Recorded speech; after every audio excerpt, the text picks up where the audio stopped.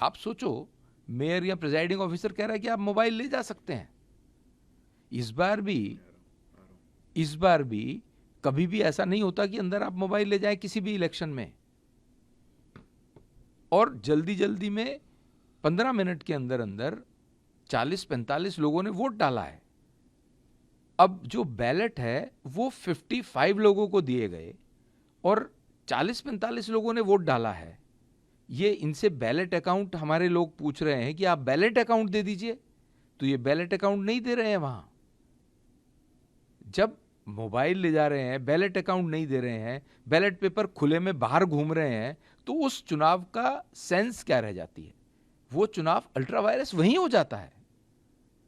हमारी डिमांड है कि चुनाव नए सिरे से 1 से 250 तक कराया जाना चाहिए और बिना मोबाइल के कराया जाना चाहिए। तो ये कहीं से भी अनुचित डिमांड नहीं है। उनके लोग बदतमीजी कर रहे हैं, वो उकसा रहे हैं। महिला पार्षद भी उनकी उकसा रही हैं, शैली झूठ बोल रही हैं कि उनके ऊपर मार पिटाई करी गई या कुछ करी गई। उनके ऊपर मार पिटाई होती तो कोई वीडियो होती। इतना मीडिया सामने खड़ा है, वहाँ मीडिया वहाँ पर लाइव कवर कर रहा है। एक व्यक्ति ने उनको उनके पास तक भी कोई जाकर के टच भी किया हो।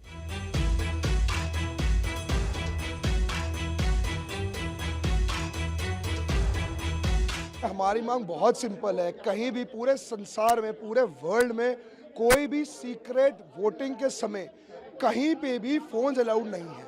पहली बारी मैंने देखा है एक सीक्रेट बैलेट वोटिंग के समय, एक सीक्रेट वोटिंग के समय फोन अलाउ कर दिए गए। ओपन बोला का फोटो खींच कर लाओ और दिखाओ। हमने उसका अगेंस्ट बोला, हमने बोला ये नहीं अलाउ होना चाहिए। मेयर मान गई, कह रही हाँ मेरे से गलती हो गई। हमने कहा अगर आपने अपनी गलती मान ली दोबारा रीस्टार्ट कर दो, हमारी यही मांग है। नहीं जी, ये अभी से शुरू होगा।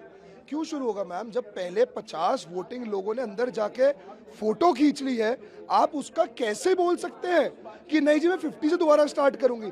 जब हमने, क्योंकि हम माइनॉरिटी है, जब हमने उसके अगेंस्ट प्रोटेस्ट करी बाय वे ऑफ स्लोगन, हमें थ्रेटन किया गया, मेरे पगड़ी पे अटैक किया गया, मेरी पगड़ी उतारने की कोशिश करी गई। जब मैं वहां से बचा तो मेरे ऊपर अटैक हुआ कि तेरे को जान से मार देंगे। हमारे कई पार्षदों को थप्पड़ मारे गए, मुक्के मारे गए, लातें मारी गई। मैं ये मानता हूँ ये अरविंद केजरीवाल जी के कोई काउंसिल नहीं है, ये सब जेब कतरे हैं जिनको उन्होंने कई जगहों से ढूंढ कर इस सदन में उठा के फेंक दिया है। ये सच्चाई है।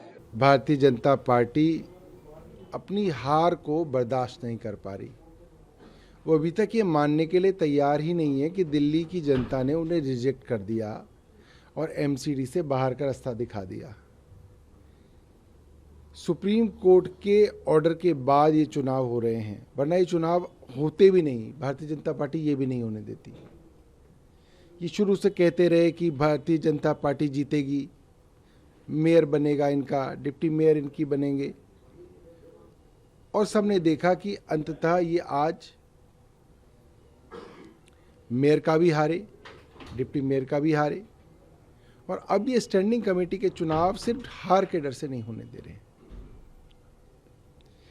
कल रात को हमने ये देखा कि जिस बैलेट बॉक्स में वोट डाले जा रहे थे, उस बैलेट बॉक्स को भी भारतीय जनता पार्टी वालों ने चुरा लिया।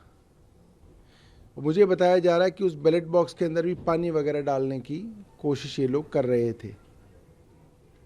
एक बेवजह की मांग को लेके इन्होंने सारा का सारा प्रोसेस जो है रोक रखा है।